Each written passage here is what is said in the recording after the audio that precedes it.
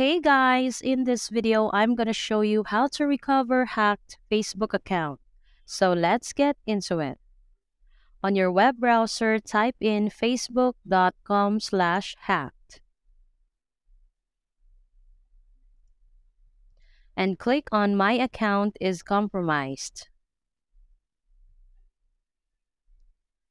Select one option and click Continue.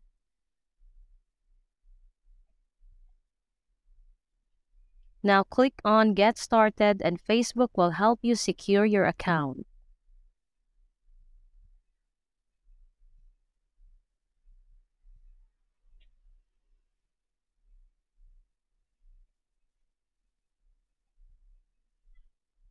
Now you will see the changes that have been recently made to your account. Press Continue to proceed. Now create a new password and type it again to confirm. Press Continue. You need to inform your personal contacts regarding the hack so that they can help you recover by reporting the account. So that's all for this video, guys.